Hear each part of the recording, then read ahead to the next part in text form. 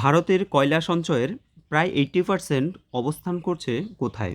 দামোদর উপত্যকায়, সোন উপত্যকায়, মহানদী উপত্যকায় নাকি গোদাবরী উপত্যকায়?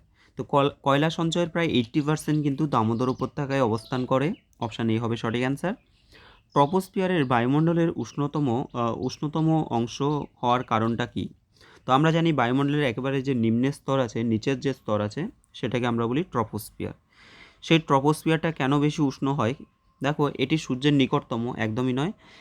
এতে আধানযুক্ত কণা রয়েছে, নাকি এটি পৃথিবীর পৃষ্ঠ দ্বারা উত্তপ্ত হয়, নাকি এর মধ্যে তাপ বর্তমান? এর অ্যান্সার হবে অপশান সি, এটি পৃথিবীর পৃষ্ঠ দ্বারা উত্তপ্ত হয়। অ্যাকচুয়াল কী হয়, এই যে ট্রপোস্ফিয়ারে অর্থাৎ যে আমাদের যে ভূপৃষ্ঠ রয়েছে, সেই ভূপৃষ্ঠতে সূর্যের যে রশ্মিটা সেটা এসে ভূপৃষ্ঠকে উত্তপ্ত করে, এবং ভূপৃষ্ঠকে উত্তপ্ত করে কিন্তু প্রথমে ভূপৃষ্ঠের যে আশেপাশের অঞ্চল অর্থাৎ যে ট্রপোস্ফিয়ার অঞ্চল সেটাকে কিন্তু উত্তপ্ত করে। পরের প্রশ্ন, নিম্নলিখিত জায়গাগুলির মধ্যে কোনটিতে ব্যাঘ্র প্রকল্প রয়েছে? কল্যাণী, বক্সা, গির নাকি গরুমারা? আচ্ছা, এটা অ্যান্সার হয়ে যাবে বক্সা। কল্যাণীতে হবে না। আর গির অরণ্যতে আমরা সাধারণত সিংহ দেখতে পাই, আর গরুমারা ন্যাশনাল যেটা অভয়ারণ্য রয়েছে সেখানে আমরা একশৃঙ্গ গন্ডার কিন্তু দেখতে পাই। তাহলে ব্যাঘ্র প্রকল্প এটা হবে বক্সাতে অবস্থিত। নেক্সট কী বলছে, যে ভূমিকম্পের তীব্রতা পরিমাপ করার জন্য সাধারণত কোন স্কেল ব্যবহার করা হয়? তো ভূমিকম্পের তীব্রতা পরিমাপ করা হয়, এটা প্রত্যেকেই জানো, রিক্টার স্কেল। অপশান সি হবে Richter scale. Question number 5, public accounts কমিটির যে সদস্যরা রয়েছেন তারা কাদের দ্বারা নির্বাচিত হন? রাষ্ট্রপতির দ্বারা, স্পিকারের দ্বারা, নাকি পার্লামেন্টের উভয় কক্ষের সদস্যদের একক হস্তান্তরযোগ্য সমানুপাতিক প্রতিনিধিত্বের পদ্ধতির মাধ্যমে, নাকি প্রধানমন্ত্রীর দ্বারা? তো পাবলিক অ্যাকাউন্ট কমিটির যে সদস্যরা তারা নির্বাচিত হন, অপশান সি হবে সঠিক অ্যান্সার। পার্লামেন্টের যে উভয় কক্ষ অর্থাৎ লোকসভা এবং রাজ্যসভার উভয় কক্ষের সদস্যদের একক হস্তান্তরযোগ্য সমানুপাতিক প্রতিনিধিত্বের ভিত্তিতে কিন্তু এই পদটা পাওয়া যায়। তাহলে আমরা এখানে কি পড়লাম, যে কয়লা সঞ্চয় ভারতে সবথেকে বেশি হয়, 80% কয়লা কিন্তু আমরা পাই দামোদর উপত্যকা অঞ্চল থেকে। আর ট্রপোস্ফিয়ার কিন্তু উত্তপ্ত হচ্ছে একটাই কারণ, সেটা হচ্ছে পৃথিবীর পৃষ্ঠ দ্বারা উত্তপ্ত হয়ে তারপর ট্রপোস্ফিয়ার উত্তপ্ত হচ্ছে। ব্যাঘ্র প্রকল্প কোথায় আছে? সেটা হচ্ছে বক্সাতে। আর ভূমিকম্পের তীব্রতা মাপা হয় রিক্টার স্কেলে। পাবলিক অ্যাকাউন্টস কমিটি সেটা হচ্ছে পার্লামেন্টের উভয় কক্ষের সদস্যদের একক হস্তান্তরযোগ্য সমানুপাতির ভিত্তিতে কিন্তু হচ্ছে। নেক্সট দেখো, বলা হচ্ছে যে নিচের কোনটি তিমির প্রধান শ্বাসঙ্গ? তিমির প্রধান শ্বাসঙ্গ কী হবে? বহিরাবরণ, ফুলকা, লাং শ্বাসযন্ত্র নাকি শ্বাসনালী? দেখো, তিমি বা ডলফিন এরা কিন্তু স্তন্যপায়ী হয় সাধারণত, এবং এদের যে শ্বাসঙ্গ সেটা হচ্ছে ফুসফুস। তো লাংস মানে ফুসফুস আমরা জানি। তা আমাদের যেমন আমরা ফুসফুসের সাহায্যে শ্বাসকার্য নিই, তো তিমি মাছও কিন্তু তাদের লাংস বা ফুসফুসের সাহায্যে শ্বাসকার্য নেয়। নেক্সট দেখো, নিডারিয়া পর্বের যে প্রাণীরা রয়েছে তাদের দংশক কোষের নাম কি? তো নিডারিয়া পর্বের যে প্রাণী আছে তাদের দংশক কোষ সেটা হচ্ছে মেসোগ্লিয়া, নিডোব্লাস্ট, কোলোব্লাস্ট নাকি কোয়ানোসাইট? এটা অ্যান্সার হবে অপশান বি, নিডোব্লাস্ট। তাহলে নিডারিয়া মনে রাখবে, নিডোব্লাস্ট। পরের প্রশ্ন, এমআরআই। আমরা এটা প্রায় শুনি এই শব্দটা, যে এমআরআইয়ের পুরো কথাটা কী? আচ্ছা, এটা অপশানগুলো কী আছে? Metal resonance imaging, magnetic resonance imaging, magnetic repulsion imaging নাকি মেটাল রিফ্লেকশন ইমেজিং? এটা অ্যান্সার হবে magnetic resonance imaging, option B. ঠিক আছে, ম্যাগনেটিক রেজোনেন্স ইমেজিং মনে রাখবে, এটা খুব ভালো একটা প্রশ্ন। পরের প্রশ্ন, লবণাক্ত জলে উৎপন্ন উদ্ভিদকে কি বলা হয়? লবণাক্ত জলে যে সমস্ত উদ্ভিদগুলো জন্মায় তাদেরকে কি বলা হয়? হ্যালোফাইট, হাইড্রোফাইট, মেসোফাইট নাকি থ্যালোফাইট? এখানে দেখো, প্রত্যেকটা টার্ম কিন্তু আমাদের খুব ভালো করে জানতে হবে। লবণাম্ব উদ্ভিদ যেগুলোকে আমরা বলি সাধারণত, এই যে সুন্দরী, গরান, গেওয়া, এই সমস্ত যে উদ্ভিদগুলো রয়েছে, তো এগুলোকে আমরা বলি হ্যালোফাইট। ঠিক আছে, হ্যালোফাইট উদ্ভিদ, অপশান এ হবে সঠিক অ্যান্সার। তারপর দেখো হাইড্রোফাইট। আচ্ছা, হাইড্রো মানে কিন্তু আমাদের জল ব্যাপারটা চলে আসে। তো হাইড্রোফাইট মানে হচ্ছে জলজ উদ্ভিদ, অর্থাৎ জলের মধ্যে যে সমস্ত উদ্ভিদগুলো বেঁচে থাকে যারা জলের মধ্যে সাধারণত হয়, যেমন দেখো কচুরিপানা হতে পারে, পদ্ম হতে পারে, শাপলা হতে পারে, হাইড্রিলা হতে পারে, ঠিক আছে? এই ধরনের বিভিন্ন যে পানা জাতীয় যে উদ্ভিদগুলো রয়েছে, তো সেগুলো কিন্তু এই হাইড্রোফাইটের মধ্যে পড়ছে।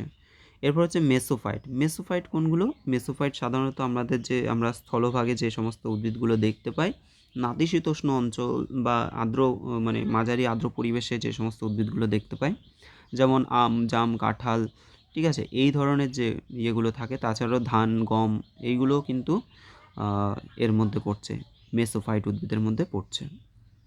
তারপর আছে কি থ্যালোফাইট।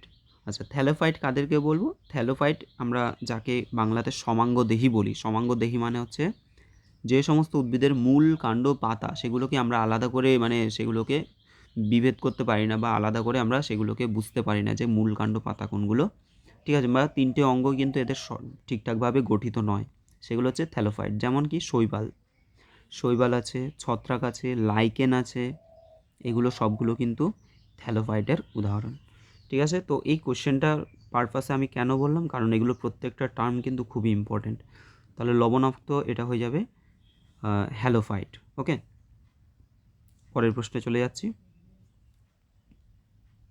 আচ্ছা, নিচের কোনটি কৃমিজনিত রোগ নয়?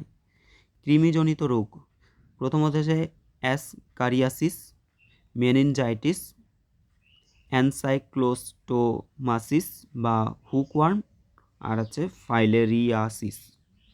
এটা অ্যান্সার হয়ে যাবে বলছে কৃমিজনিত রোগ নয়, তাহলে অবশ্যই মেনিনজাইটিস হবে। কারণ দেখো মেনিনজাইটিস কি, আমরা মেনিনজেস মানে হচ্ছে মস্তিষ্কের আবরণীকে আমরা বলি মেনিনজেস, তো সেই মেনিনজেস থেকে আসছে মেনিনজাইটিস। মেনিনজাইটিস হলো আমাদের মস্তিষ্কের বা মেরুদণ্ডকে ঘিরে থাকা, ঠিক আছে, যে ঝিল্লি থাকে, তো সেটার প্রদাহ বা সেটার যে রোগ, সেটা হচ্ছে মেনিনজাইটিস। আলোকবর্ষ কি? আলোকবর্ষ কি? 1 বছর সূর্য যে আলোর বিকিরণ করে সেটা আলোকবর্ষ, নাকি সূর্য থেকে পৃথিবীতে আলো আসতে যে সময় লাগে, নাকি শূন্যস্থানে আলো 1 বছরে যে দূরত্ব অতিক্রম করে? অবশ্যই অপশান সি হবে। আলোকবর্ষ মানে কি? আলো শূন্য মাধ্যমে 1 বছরে যে দূরত্ব অতিক্রম করে তাকে বলা হচ্ছে 1 আলোকবর্ষ। তো তোমরা এই 1 আলোকবর্ষর যে মানটা সেটা মনে রেখে দেবে, 9.46 ইন্টু 10⁻15 মিটার, ঠিক আছে? 9.46 ইন্টু 10⁻15 মিটার, এটা হচ্ছে 1 আলোকবর্ষের মান।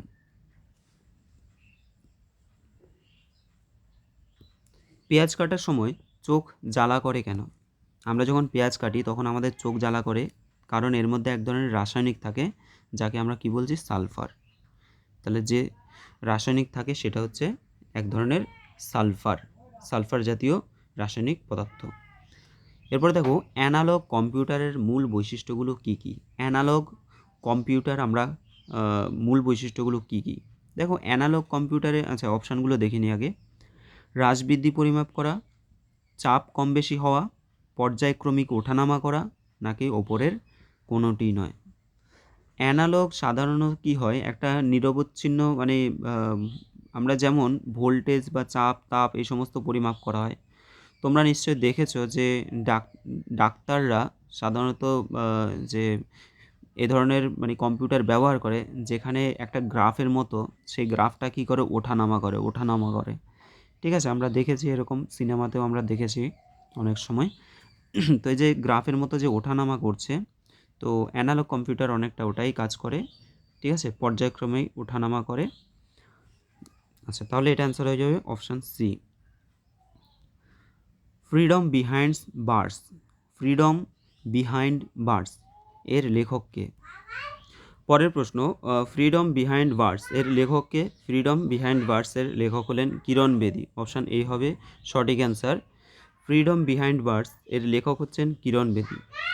নেক্সট কোশ্চেন, জাতীয় যুব দিবস কবে পালন করা হয়? তো জাতীয় যুব দিবস পালন করা হয় 12ই জানুয়ারি, এটা অ্যান্সার হবে। কারণ এদিনকে কার জন্ম? স্বামী বিবেকানন্দের জন্মদিন উপলক্ষে জাতীয় যুব দিবস পালন করা হয়। পরের প্রশ্নে চলে যাচ্ছি। বোখাজকই গুরুত্বপূর্ণ, এর কারণ কি? বোখাজকইটা কী জন্য ইম্পর্ট্যান্ট?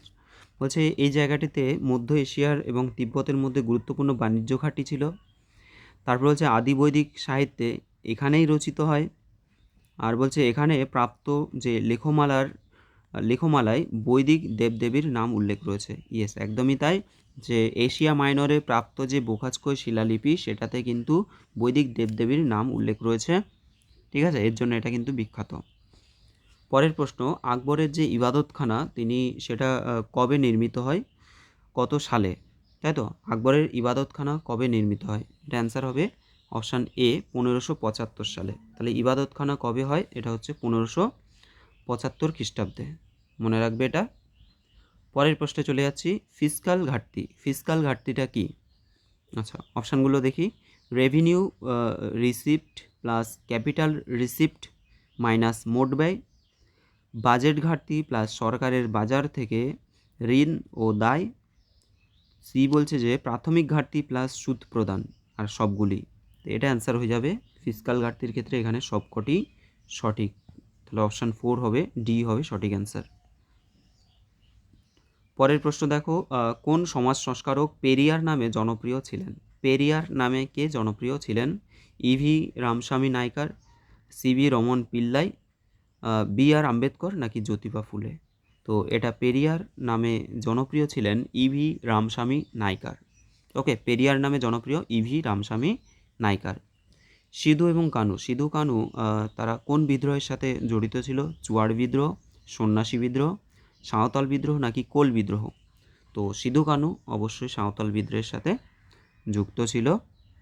আচ্ছা, ভারতের সর্ববৃহৎ হিমবাহ কোনটি? ভারতের সবথেকে বৃহৎ হিমবাহ হচ্ছে সিয়াচেন। খুবই কমন কোয়েশ্চেন, সিয়াচেন। একাদশতম তপশিলিতে কতগুলি কার্যকরী দফা রয়েছে? দেখো, একাদশ আমরা জানি টোটাল আমাদের 12টা যে তপশিল আছে, তার মধ্যে একাদশ বা 11তম যে তপশিল, সেখানে বলছে যে কতগুলি কার্যকরী দফা সম্পর্কে আলোচনা করা হয়েছে, দফা রয়েছে, সেটা হচ্ছে 29টি। কী হবে? 29টি। আচ্ছা, তোমরা একটু কমেন্ট করবে যে দ্বাদশতম তপশিলে কী নিয়ে আলোচনা করা হয়েছে, আর হচ্ছে দশম তপশিলে কী নিয়ে আলোচনা করা হয়েছে, এবং তপশিল সম্পর্কে তোমরা যদি চাও ইনফরমেশান, তোমরা কিন্তু কমেন্ট বক্সে কমেন্ট করতে পারো। পরের প্রশ্নে চলে যাচ্ছি। কোয়েশ্চেন নাম্বার 23, পৃথিবীর বৃহত্তম বাস্তুতন্ত্র কোনটি? পৃথিবীর স্থায়ী বৃহত্তম বাস্তুতন্ত্র কোনটি? এশিয়ার বাস্তুতন্ত্র, তারপর বলছে স্থলভাগের বাস্তুতন্ত্র, সমুদ্রের বাস্তুতন্ত্র নাকি উত্তর ও দক্ষিণ আমেরিকার মিলিত বাস্তুতন্ত্র? তো এটা অ্যান্সার হয়ে যাবে সমুদ্রের বাস্তুতন্ত্র। সারা পৃথিবীর মধ্যে কিন্তু সমুদ্রের বাস্তুতন্ত্র কিন্তু বৃহত্তম বাস্তুতন্ত্র। ঠিক আছে, কারণ পৃথিবীর আমরা জানি যে বেশিরভাগটাই কিন্তু জলভাগ, আর সমুদ্রের ভাগটাই সবথেকে বেশি।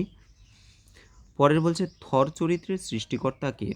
তো থর যে চরিত্র সেটার সৃষ্টিকর্তা হলেন, আচ্ছা অপশান কি আছে, Stanley, Jack Kirby, option A ও বি নাকি লি ফক? তো থর যে চরিত্র ক্যারেক্টার সেটা মনে রাখবে স্ট্যানলি এবং জ্যাক কিরবি। স্ট্যানলি এবং জ্যাক কিরবি হবে সঠিক অ্যান্সার। পরের প্রশ্ন, ভলিবল খেলায় স্পাইক শব্দটি অন্য কী নামে পরিচিত? স্পাইক শব্দটা অন্য আর কী নামে পরিচিত? আচ্ছা, এটা হচ্ছে স্ম্যাশ। এটা কী হবে? স্ম্যাশ।